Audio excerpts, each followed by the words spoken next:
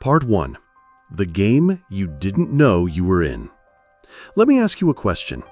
Have you ever heard of Jesse Bouya? Most people haven't, but in 1503, he was the most feared man in Italy. Military genius, ruthless commander, duke. He was the man Machiavelli himself called the perfect prince. But by 1507, he was dead, found in a ditch, stripped of everything. Not because he lost a war, not because he made too many enemies, but because the people closest to him, his allies, his friends, turned on him. And that's the part no one warns you about. See, betrayal doesn't come with sirens or announcements. There's no flashing light before someone decides to stab you in the back. Most of the time, they're smiling, they're shaking your hand, they're calling you brother. And the whole time, they're just waiting for the perfect moment to strike. Welcome to the real world, the one they don't talk about in textbooks, the one where appearances matter more than intentions, where perception is deadlier than truth. Today, I'm going to show you what Machiavelli really meant when he wrote The Prince. Not the watered-down version they feed you in school, but the raw, unfiltered blueprint that's been used by the world's most powerful people for centuries. And if you stay with me until the end of this video, I promise you this. After today, you'll walk into every room seeing the power dynamics as clearly as a chessboard. And no one, not a boss, not a friend, not even family, will ever blindside you again. Let me start with a story. Michael was brilliant, Harvard-educated, star performer at his firm, on track for a promotion. Everyone liked him. And then one day, in a team meeting, Michael made what seemed like a very human mistake. "I could really use some help on this project," he said. Honest, vulnerable, open. 2 months later, he was out of the company. Why? Because while he thought he was being transparent, his colleague Sarah was quietly planting seeds, whispering to the right people in the right rooms, framing Michael's honesty as weakness. "He's not holding up under pressure," she'd say. "I think he's overwhelmed." And the thing is, she didn't need to prove he was weak. She just needed him to look weak. Here's the truth no one wants to admit. You don't have to be broken for them to destroy you. You just have to look breakable. Machiavelli didn't survive by being the strongest. He survived by mastering the art of being untouchable. The first rule of power? Never bleed in front of wolves. Even if your life is falling apart, your job is on the line, your relationship is cracking, your confidence is shot, on the outside, you walk like you own the room. You speak like you've already won. Because if you flinch, they strike. If you show fear, they circle. When I was 27, my first company was crumbling. Investors were pulling out, my partners were freaking out. I had exactly $347 in my account. That's not a metaphor, that's the actual number. And still, every morning, I showed up in my best suit, walked into meetings like everything was going according to plan, spoke with the certainty of a man who'd already closed the next round of funding. One investor later told me, "I was going to pull out, but the way you handled yourself when everything was burning, that's when I decided to invest more." Perception created reality. That's not a cute saying, that's a survival mechanism. Machiavelli knew it. He wrote, "Everyone sees what you appear to be. Few experience what you really are." That wasn't some poetic line. That was a strategy manual, a rule book, a warning. And if you want to win in this world, if you want to stop getting blindsided, you need to memorize this rule. Suffer in silence. That means no public breakdowns. No venting on social media. No emotional unloading to people who don't need to know. Because every time you show weakness, someone is watching, someone is calculating, someone is thinking, "Now's my chance." Let me ask you something else. Who's the most powerful person in the room? Is it the one talking the most? The one commanding attention? The one cracking jokes or pitching ideas? No. More often than not, it's the one saying the least. During World War II, at the Allied conferences, Churchill would give rousing speeches.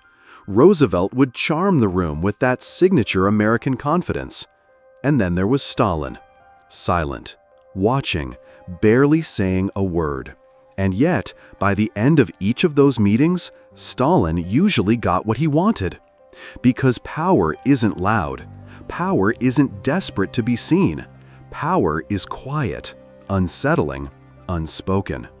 The more you speak, the more weapons you hand your enemies. If they don't know what you're thinking, they don't know how to attack you.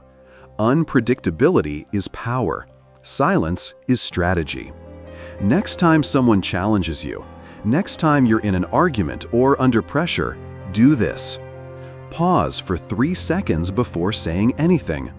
Lower your voice, even if theirs gets louder. Ask a question instead of making a statement. Let silence stretch out like a blade across the table. Watch how the energy shifts. Watch how people lean in. Watch how you take control without ever raising your voice. Here's another one for you.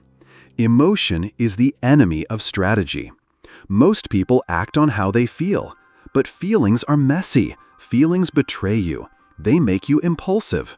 They make you explain yourself. They make you ask for forgiveness. They make you look weak. Your mindset should never be, how do I feel? Your mindset should be, what does this achieve? That's what separates the strategists from the victims. Everyone loves to quote Machiavelli's line, "It is better to be feared than loved if you cannot be both." But most people miss the point. It's not about cruelty, it's about control. Even Julius Caesar, the man, the legend, was stabbed not by enemies, but by Brutus, his friend, his student, the person he trusted the most. And what did Caesar say before he died? "You too, my child." He wasn't shocked by the pain. He was shocked by the betrayal, the recognition. Because Machiavelli knew, loyalty isn't sacred. Loyalty is a tool, a mask, a transaction. People aren't loyal to you. They're loyal to what you represent, to the opportunities you provide, to the power you hold. And the moment your value drops, their loyalty vanishes. You've seen this play out. Every time a company does layoffs, every time a celebrity scandal breaks, every time someone loses their influence. The same people who once praised them are the first to disappear. So stop depending on loyalty. Start building leverage. Part 2. Leverage over loyalty. If there's one thing I've learned the hard way, it's this. People don't stay because they care. They stay because they can't afford to leave. That's leverage. And if you want to be untouchable, if you want to stop being the one who's left behind, used, or betrayed, you need to stop building emotional bonds and start building strategic ones. Here's the difference. Loyalty says, I'll be there for you.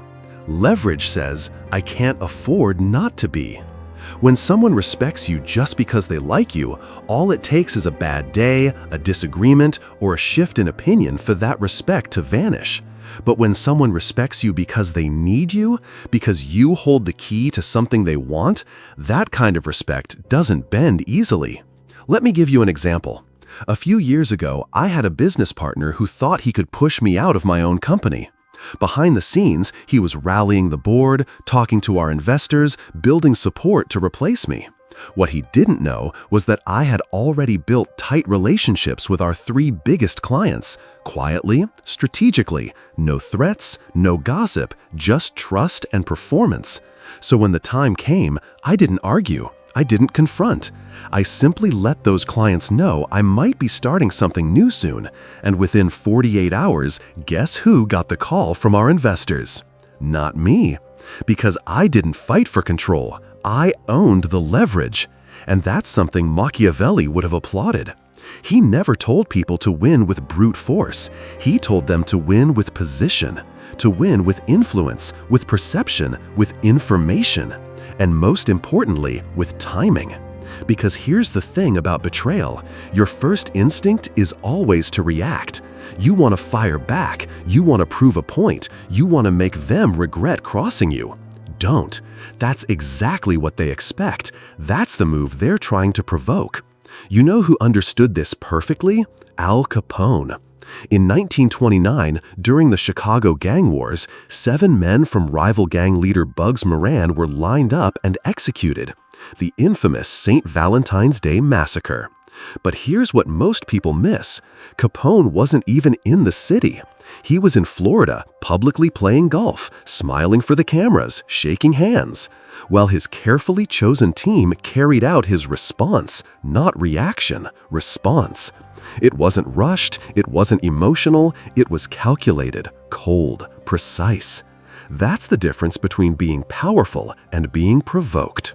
Impulse is what your enemies want, because once you start reacting with emotion, they've already won. You've given them control over your actions, and that's where Machiavelli shines again. He wasn't obsessed with revenge, he was obsessed with strategy. Here's his blueprint, and I suggest you write this down. Act like it didn't bother you. Even thank them for their honesty. Gather intel while they think you're oblivious. Identify their weak points, their pressure points, their dependencies. Wait and wait some more. Wait until they feel safe. Then strike, not emotionally, strategically, quietly, decisively. And when you do, no drama, no shouting match, no performative fallout, just outcomes. See, your goal isn't just to get back at someone. Your goal is to make sure they never try that again, not with you, not with anyone. And how do you do that? By staying cold when they expect heat. By staying silent when they expect noise. By staying 2 moves ahead when they think you're still catching up. When someone attacks you and you don't flinch, you change the game. You make them doubt their own power. And once they start doubting, you're already winning. Let me show you how the real power players do it. Take J. Edgar Hoover, for example. He ran the FBI for nearly 50 years, through presidents, through wars, through shifting public tides. He never got elected to office, never campaigned, rarely spoke in public. And yet, he controlled the most powerful government in the world from behind the scenes. How? He collected secrets. He built files. He knew everything about everyone. Politicians, celebrities, even presidents. He didn't need to threaten them. His power was implied. It hung in the air like smoke. And that's where we get to one of the deepest truths about power. Visibility is vulnerability. The more people see you, the more they aim at you. The louder you get, the more they plot against you. But influence that operates in the shadows, that whispers instead of shouts, that's the kind of power that lasts. Let other people chase the spotlight. Let them compete for attention, for applause, for validation. You own the outcomes. You pull the strings. You move the chess pieces. Let them wear the crown if they want. You're building the throne. Here's how you do it. Build a reputation as someone who gets things done quietly. Let others take credit, while you take control. Align yourself with influential people, but don't become dependent on them. Feed their egos. Make them believe they're leading. Shape their decisions, subtly, so they think your idea was theirs. That's not manipulation, that's architecture. That's what every great strategist, every great leader, every untouchable figure has done throughout history. They understood this. Power isn't in being known, it's in being needed. And when you're both needed and unknown, you're unstoppable. Part 3. The mindset of the untouchable. Everything we've talked about, leverage, perception, strategy, silence, it all leads to one thing: the mindset. Because at the end of the day, power isn't about titles or muscles or loud voices. It's about how you think when others panic. It's how you move when others freeze. And it starts with a single shift. Stop living emotionally. Start operating strategically. Most people, they act based on how they feel. They feel offended, so they lash out. They feel afraid, so they run. They feel betrayed, so they crumble. But if you want to be truly untouchable, that kind of thinking has to die. You don't ask, "How do I feel?" You ask, "What does this accomplish?"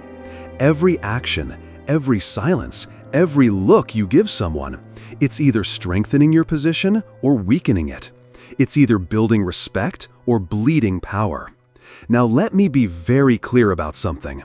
This isn't about becoming cold, heartless, or manipulative. This is about surviving and thriving in a world where most people don't even know they're playing a game, where they walk into rooms thinking it's about being liked while someone else is quietly securing control.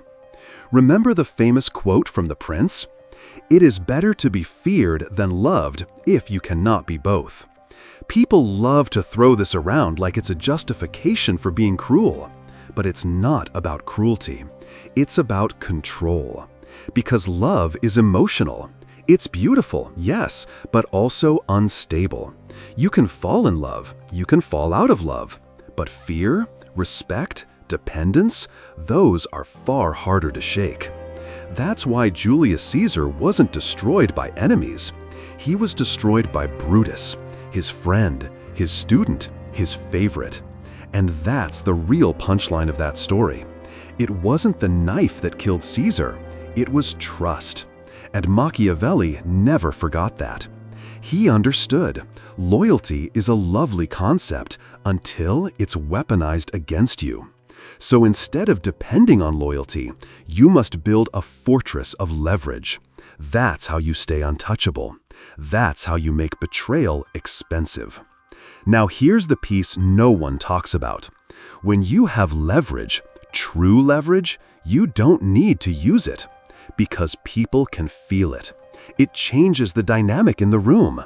It changes the way people speak to you, even when you're silent.